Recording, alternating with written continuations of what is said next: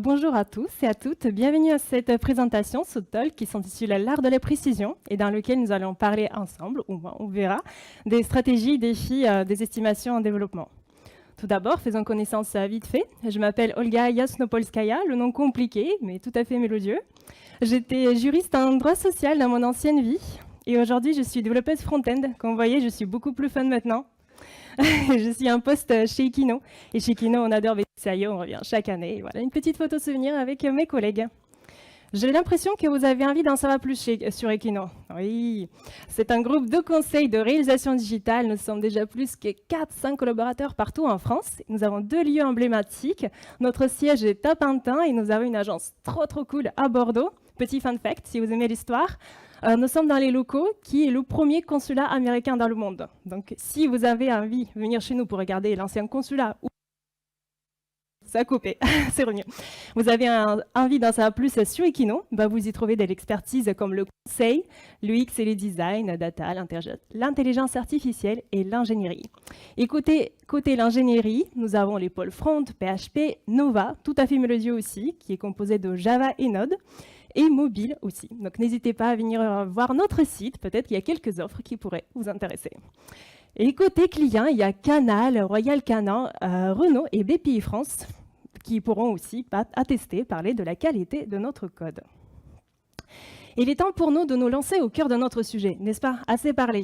Et nous allons le commencer avec le Standish Group Chaos Report, dit avec un accent incroyable, qui existe depuis 1994, l'année de ma naissance, et qui a analysé 50 000 projets dans le monde entier, un travail colossal. Et qu'est-ce qu'il en ressort? Un constat terrible. 31% des projets parmi ceux qui ont été analysés n'ont jamais été déployés. Et 52,7% de ces projets dépassent leur budget. Et quand on regarde, on analyse l'ensemble de ces projets, on se rend compte qu'il y a quelque chose qui cloche. C'est que, en fait, les projets agiles, ils ont 3 fois plus de chances de réussir que les projets traditionnels dits en cascade. Si vous ne connaissez pas les projets en cascade, ce sont les projets qui sont souvent employés, utilisés, la méthodologie utilisée dans les industries telles que automobile ou construction. Je pense qu'il ne faut pas que je tourne ma tête. ça se déclenche de temps en temps. Et en fait, son concept est très simple. C'est que vous n'avez pas droit, si vous avez droit, mais vous ne commencez pas une nouvelle tâche tant que l'ancien n'est pas terminé.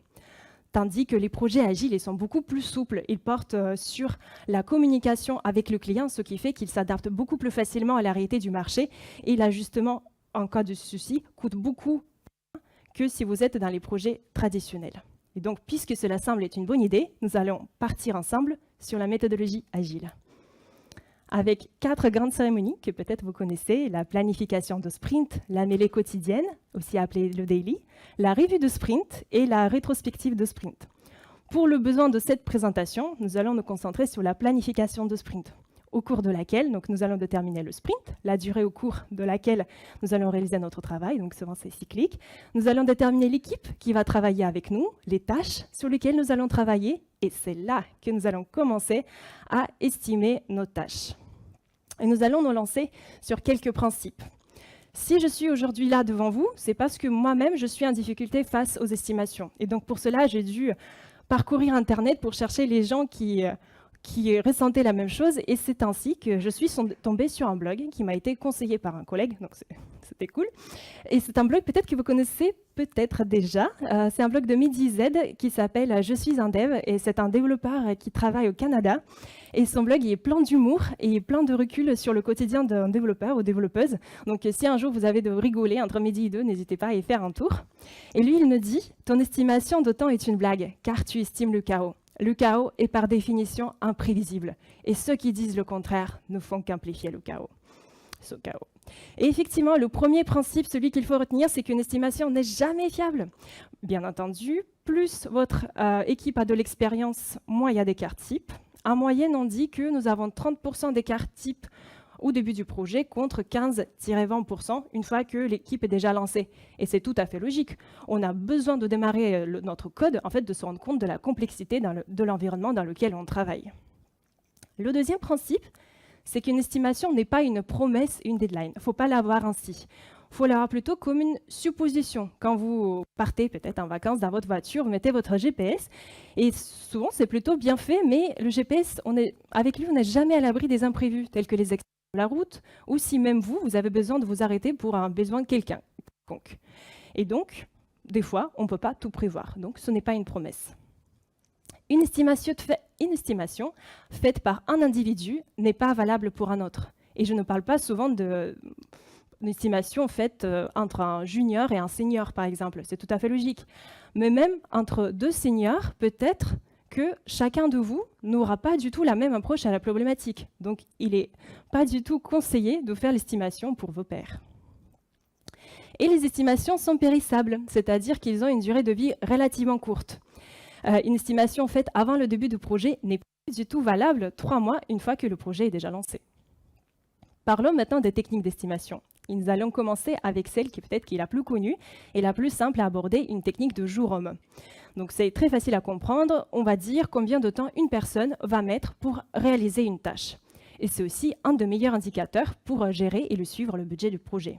Mais quels sont ces inconvénients, vous me demandez? Je vous entends là-bas. C'est que c'est rarement fiable, parce que comme on a vu tout à l'heure, les 4 principes, et qu'est-ce qui en ressort? C'est que nous avons 3 options possibles. Soit on réduit la qualité de notre code pour être dans les délais et avoir toutes les fonctionnalités, soit finalement on réduit nos fonctionnalités pour garder la qualité et être dans le budget, et soit finalement on est très déterminé, on garde la qualité parce qu'on aime le travail bien fait, comme chez Equino, on garde toutes les fonctionnalités. Mais malheureusement, on va dépasser le budget. Et c'est là que Warren Buffett a dit « Mieux vaut avoir approximativement raison qu'avoir précisément tort ». Et c'est un investisseur et milliardaire américain, donc peut-être qu'il a tout compris, peut-être qu'il a travaillé aussi avec les modèles relatifs de corrélés du temps, connus sous le nom de